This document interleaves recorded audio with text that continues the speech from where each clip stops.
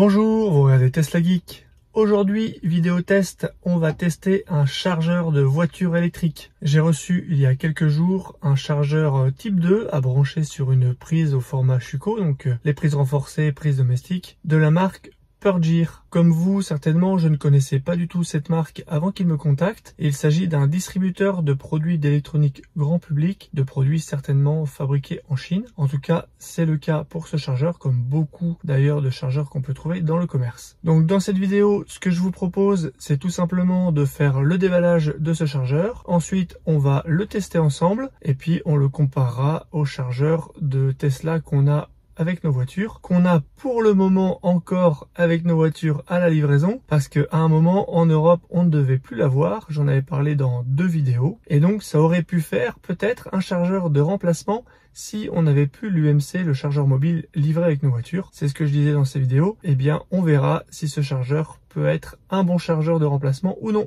Ce produit m'a donc été envoyé gratuitement par la marque, ils ne m'ont absolument pas briefé dessus. J'ai totalement le champ libre pour vous dire ce que j'en pense et vous faire mon avis. C'est d'ailleurs à chaque fois le cas sur tous les tests et tous les produits que j'ai reçus. Je tiens vraiment à cette indépendance et j'avais envie tout simplement de vous le rappeler. En plus, c'est un produit qui colle parfaitement avec l'univers de la chaîne, donc je ne me voyais absolument pas refuser de tester ce produit. Allez, place tout de suite au déballage.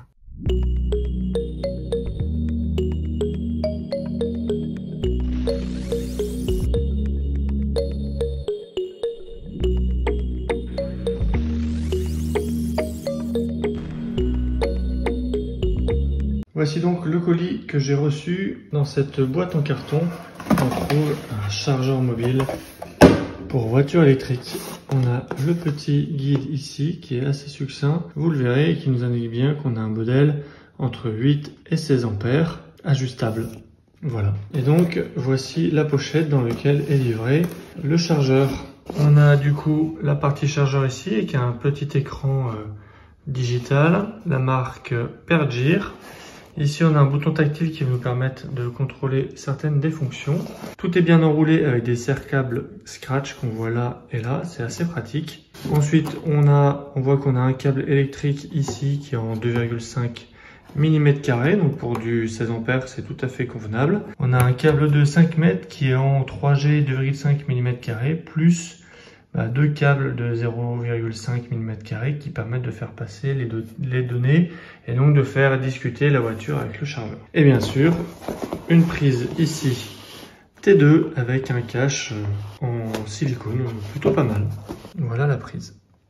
Le mode d'emploi est en anglais et assez succinct. On a la description de ce qui va être affiché à l'écran. Donc on va avoir la température du chargeur en haut à gauche. On va avoir à droite la puissance et le temps de charge. À gauche, on va voir la limite de courant. Donc là sur l'exemple, c'est 13 ampères. Voilà, je vous propose de passer tout de suite au test.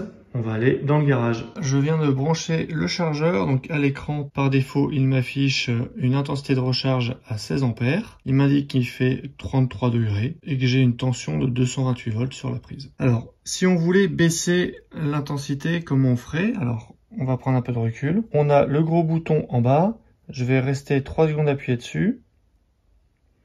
Et à l'écran, quand je vais lâcher, on voit qu'on rentre dans un écran de réglage. En appuyant une fois sur le bouton, on va avoir une petite flèche qui s'affiche et qui permet d'entrer dans le menu qu'on souhaite, donc Power, Time ou le réglage de la masse. Donc là, on va être dans Power et pour valider, c'est pareil, on reste appuyé 3 secondes et quand on relâche, hop, ça change. Pour passer d'un réglage à l'autre, on appuie sur le bouton, donc là on est passé à 8, on rappuie une fois, on passe à 10, on rappuie 13, on rappuie 16.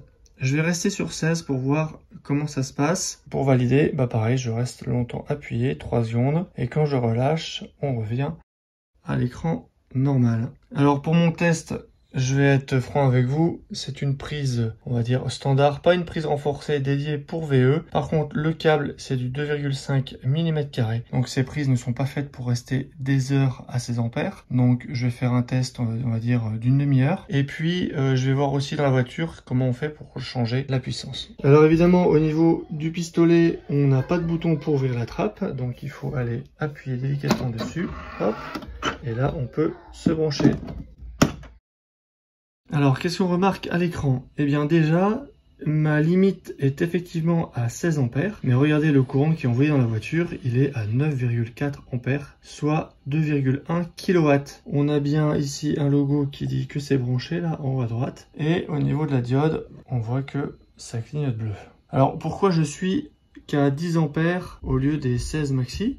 Eh bien on va aller voir ça dans la voiture. Eh bien la réponse est effectivement dans la voiture, puisque j'ai une limite de charge fixée par la voiture à 10 ampères qui date du moment où j'avais fait le test de la batterie Blue Yeti qui ne peut sortir que 2 kW en courant maxi, et donc j'avais limité la charge à 10 ampères. Donc là on va l'augmenter, comme je vous l'ai dit, on va passer au max à 16, on va laisser ça une demi-heure et on va voir comment ça se passe. Donc là ça y est, on est passé à 16 ampères. Ça fait 4 kW, on va voir sur le boîtier ce qui s'affiche. Retour sur le boîtier, et donc là on nous dit que on est à 15,5 ampères, 3,5 kW, et on a en dessous le nombre de kilowattheures qui ont été envoyés dans la voiture. Ça, je trouve que c'est plutôt pas mal si on veut savoir quelle quantité d'énergie est rentrée dans la voiture. A few inches later. Bon, me voilà après un quart d'heure. Je me suis dit, pourquoi, entre guillemets, prendre le risque à tirer 16 ampères sur cette prise et en plus à vous le dire en vidéo alors que je ne vous le conseillerais pas de le faire. Du coup, je me suis dit, c'est suffisant pour le test. On a montré, voilà, 15 minutes, 16 ampères. Ça fonctionne. Dans la voiture, ça fonctionne. Donc, je vais plutôt vous faire un autre test. On en arrive du coup en termes d'utilisation au premier, je vais dire, inconvénient des chargeurs qui sont pas des chargeurs Tesla. Eh bien, je vais vous le montrer. Normalement, moi d'habitude, je viens là, j'appuie sur le bouton, ça me permet d'arrêter la charge et de retirer le pistolet. Eh bien là, pas du tout. Du coup, pour arrêter la charge, il faut aller dans la voiture. Bon, j'ai dit il faut aller dans la voiture, mais en fait, pas forcément, hein, on peut le faire depuis l'application mobile. Donc là, j'ai arrêté la charge et là, je déverrouille la prise. Allez, autre test. Voyons maintenant ce qu'il se passe si au lieu de mettre 16 ampères, on va partir sur du 10 ampères qui est sur une prise domestique qu'on ne connaît pas et clairement ce qu'on conseille. Donc sur le chargeur, on a une consigne de 10 ampères. Dans la voiture, on est toujours sur une consigne de 16 ampères. On va se brancher et on va voir ce qui se passe. Voilà, au niveau du chargeur, on est à 9,4 ampères, ce qui est pas loin des 10. On va voir ce qui se passe au niveau de l'affichage dans la voiture. Eh bien, dans la voiture, on a tout à fait ce à quoi je m'attendais, c'est-à-dire qu'ici, en termes de réglage, la voiture sait que le chargeur peut délivrer maximum 10 ampères, et donc on est à 10 sur 10. Pareil ici. Et donc une fois que je suis là, si je veux baisser, pour en passer à 8, eh bien, je peux le faire. J'ai un maximum de 10 grâce au chargeur, mais là, je charge à 8. Je peux repasser à 10. Donc ce chargeur me semble fonctionner tout à fait bien. Petite chose que j'ai notée, ici en haut et en bas, on a cette petite forme un peu octogonale. Sur les photos, j'avais cru que c'était des vis, quelque chose qu'on pouvait visser, dévisser et qui servait à serrer et à faire un peu une étanchéité à ce niveau-là. En fait, pas du tout, hein. C'est le design du plastique qui est comme ça, ce n'est pas une vis. Je trouve ça plutôt rassurant. Ça aurait fait un peu cheap quand même d'avoir les petits pas de vis ici. Non. C'est vraiment le boîtier. On a ici une petite finition chromée. Bon, c'est pour faire peut-être un peu plus joli qu'il ne l'est. Et à l'arrière, on a quelques informations. On a le rappel des diodes, la couleur des diodes, que ça signifie. Donc là, on a du bleu clignotant. Donc ça veut dire qu'on est en train de charger. Et quand ce sera terminé, on aura un bleu fixe. Voilà, avec quelques instructions. Ici, on nous rappelle que en input, on prend du 200 volts et non pas du 100 volts. Hein, on est sur la plage européenne et non sur la plage américaine. Et ce chargeur est à courant ajustable de 8 à 16 ampères. Et qu'on peut l'utiliser entre moins 30 et plus de 50 degrés. Il est IP65. Alors, j'ai pas de tête la signification. Donc, je vous mettrai une petite incrustation où je vous le dirai en conclusion. Voilà pour le test de ce chargeur en conditions réelles. Nos Tesla sont livrés avec un chargeur mobile, l'UMC, donc on peut être amené à vouloir comparer ce chargeur mobile Purgear avec celui livré par Tesla. Sur le chargeur Purgear, on va retrouver un écran de contrôle qui permet d'afficher des informations techniques et de consommation. Moi je trouve ça plutôt pratique. On a un courant ajustable, On peut le faire directement dans la voiture sur nos Tesla, mais toutes les voitures électriques ne le permettent pas. Donc si votre voiture en est dépourvue, ça peut être une fonctionnalité importante pour vous, notamment si vous voulez brancher votre chargeur sur une prise domestique sur laquelle il faudra réduire l'intensité. On a un courant de recharge qui est de 16 ampères maximal, ce qui est plus élevé que le chargeur Tesla sur prise domestique, qui lui se bride à 13 ampères. On a des multiples protections, surtension, sous-tension, surintensité, foudre, surchauffe, certainement comme dans l'UMC Tesla. On a aussi une fonction minuteur qui permet de décaler le début de charge de 30 minutes à 3 heures afin de démarrer un peu plus tard, notamment quand le courant est moins cher. Finalement, le principal défaut, on va dire, la chose qui manque vraiment pour nous utilisateurs Tesla sur ce chargeur, c'est le petit bouton magique qui va ouvrir la trappe et se permettre de déverrouiller en fin de charge.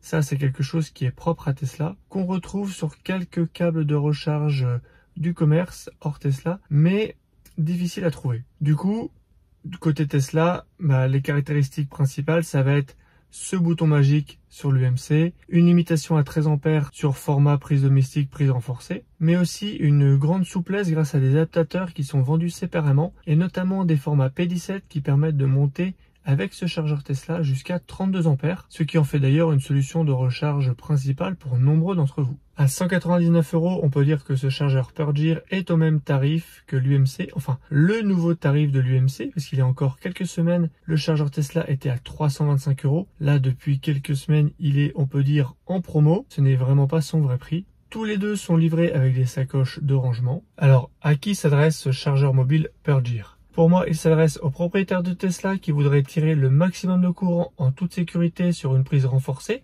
16 ampères, là où le chargeur UMC Tesla d'origine ne tire que 13 ampères, mais aussi à tous les propriétaires de véhicules électriques, notamment ceux dont le véhicule ne gère pas la modulation de l'intensité de charge, et ceux qui aimeraient avoir un écran pour contrôler cette charge et avoir des indications sur la consommation, la puissance et la température de chargeur. Moi, je suis très content d'avoir pu réaliser ces tests pour vous, et du coup, ça me permet de vous donner une référence d'un produit que j'ai testé si vous chargez un autre chargeur que le chargeur Tesla. Si ce produit vous intéresse, il est en vente sur Amazon avec une livraison en moins de 48 heures. Ce qui est beaucoup plus rapide que les chargeurs qu'on peut trouver sur AliExpress. Et en plus, on a le service client Amazon en cas de souci. Je vous mets bien sûr le lien en description de la vidéo. À 199 €, ce chargeur est très bien placé quand on compare à fonctionnalité et puissance équivalente, notamment en considérant les 16 ampères max, le courant ajustable et l'écran de contrôle. J'espère que cette vidéo